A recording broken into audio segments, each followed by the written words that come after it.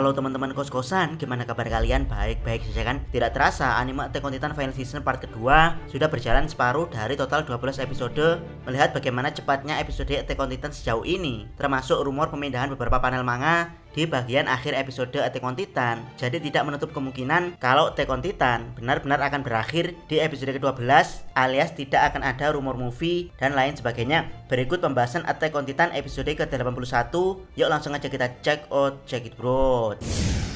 Pertama, reaksi dari pengumuman Eren. Episode ke-81 dibuka dengan Eren yang memberikan pengumuman pada Eldia Subyekimir di seluruh dunia. Sebenarnya teman-teman sudah melihat inti dari pengumuman ini di episode ke-80, di mana Eren memilih untuk melindungi kampung halamannya di Pulau Paradis dengan berniat menghancurkan semua kehidupan di luar dinding. Yap, tidak peduli ras Eldia, Marley atau ras lain, semuanya akan dimusnahkan oleh Eren. Dari sinilah kita melihat reaksi dari penduduk Eldia di luar Pulau Paradis atau lebih tepatnya di kota Liberio. Mereka semua begitu bingung dengan perpindahan tiba-tiba ke dunia Path. Namun Mr. Leonhardt alias bapaknya Annie sepertinya mengetahui apa yang akan terjadi pada seluruh dunia. Inilah yang nantinya akan memicu perlawanan penduduk Eldia di Liberio pada para tentara Marley yang menjaga mereka.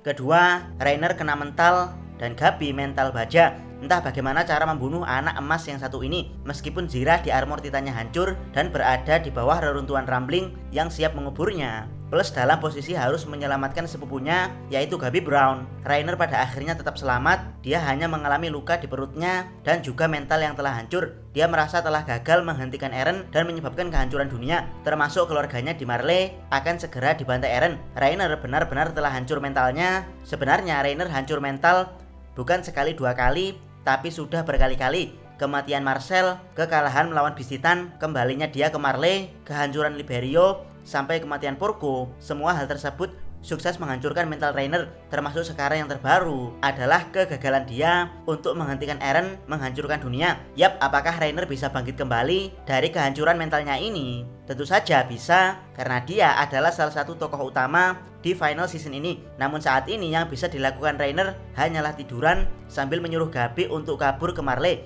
Yap, Reiner memilih pasrah untuk tiduran di Paradis sambil menunggu dunia benar-benar dihancurkan. Berbeda dengan Reiner, meski sempat melihat kematian Cold Breeze dan juga melihat sahabatnya menjadi Titan, Gabi Brown sama sekali tidak gentar. Bahkan setelah menyadari kenaifannya, Gabi tetap berusaha bangkit dari keterpurukannya. Secara dia memang diciptakan Isayama untuk menggantikan Eren yang telah menjadi villain. Gabi yang masih on fire menirukan gaya Eren untuk mengikat rambutnya ke belakang. Dia menyemangati dirinya sendiri di depan kaca dan menentukan tujuan utamanya saat ini, yaitu mencari Falco Grease dan membawa sahabatnya yang tersisa untuk pulang ke Marley. Yap, Gabi tidak peduli meski kampung halamannya akan dihancurkan Eren. Dia tetap bersemangat untuk berjuang. Benar-benar bocah agung bermental baja. Ketiga, reaksi teman-teman Eren melihat bagaimana Rumbling dibangkitkan plus pengumuman dari Eren yang akan menjenosid seluruh dunia demi Pulau Paradis. Jan berusaha sekuat tenaga untuk membenarkan perbuatan Eren di hadapan teman-temannya. Yap, Jan adalah karakter paling realistis pemikirannya, bahkan sejak awal dia bergabung menjadi Kadet 104. Tujuan dia sangat jelas, yaitu menjadi polisi militer agar bisa hidup tenang di dalam dinding menjadi pelayan raja. Namun sayang, meski sikapnya sangat realistis, tapi keadaan selalu membawanya untuk menjadi prajurit yang menghadapi bahaya, sehingga sikap realistisnya semakin lama semakin pudar. Dan ya, Jan adalah karakter favorit Isayama selain Reiner, jadi bisa dibilang dia adalah anak kedua dari Isayama. Dan sekarang saat Jan dihadapkan pada kemenangan yang sudah di depan mata, sikap realistis Jan tiba-tiba kembali. Dia mencoba membenarkan kemenangan Paradis meski bayarannya adalah pemusnahan massal penduduk di luar Pulau Paradis. Dan ya, meski Jan mengungkapkan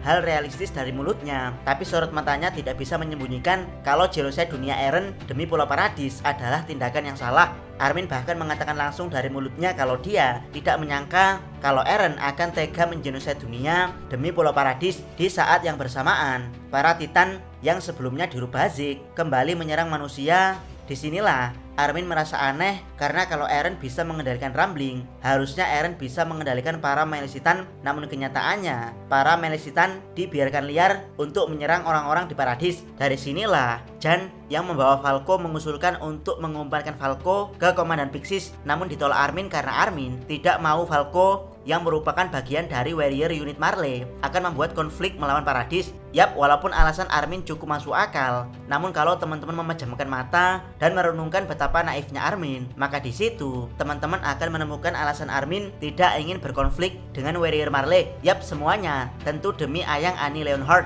baik Armin pribadi atau ingatan kolosal Titan Bertolt membuat Armin tidak ingin berkonflik dengan ayangnya. Namun berbeda dengan Connie, dia menentang Armin dan Jan dan berniat mengumpankan Falco ke ibunya yang masih menjadi Titan. Yap, apa artinya kemenangan bagi Connie kalau keadaan ibunya masih menjadi Titan? Hype konfliknya hampir mirip seperti bagaimana Levi dan Eren saling berebut serum Titan untuk menghidupkan salah satu sahabat mereka. Saat mereka sedang sibuk berdebat, tiba-tiba seekor Titan menyerang tim Armin. Connie pun mengambil kesempatan ini untuk merebut Falco dari Jan lalu kabur menuju tempat ibunya. Sementara tim Armin memutuskan untuk menghabisi semua Titan yang masih mengamuk di Paradis.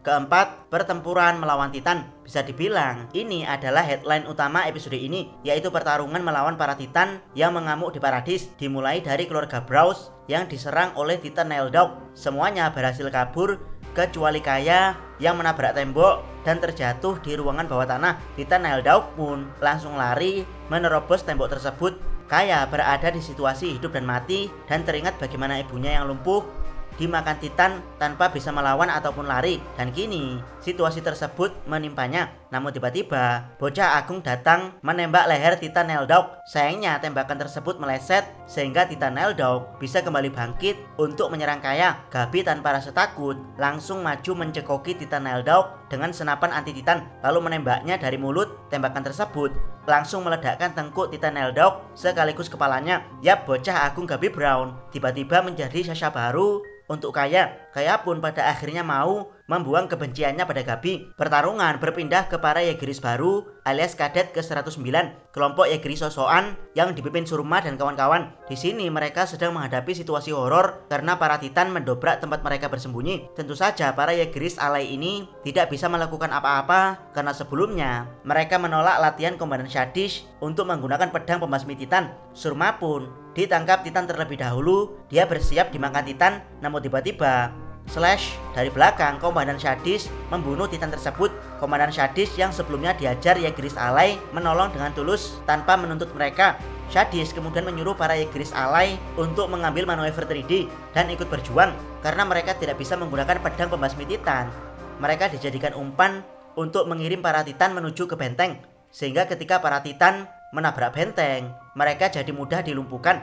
Pertarungan berpindah ke relawan Marley dan Yelena yang hanya terdiam karena semua rencananya untuk bisa menjadi bagian dari pahlawan penyelamat dunia gagal total. Bahkan Titan Zeke yang harusnya berpihak padanya malah berbalik menyerangnya. Di saat putus asa inilah Mikasa datang membunuh Titan yang berniat menyerang Yelena. Jan kemudian menyuruh para Yegeris yang bersembunyi dalam ruangan untuk naik ke atas benteng sambil membawa tombak petir mereka. Dan ya, para Yegeris baru yang sebelumnya bertindak sebagai pemancing para Titan membawa semua Titan untuk mendekat ke arah benteng.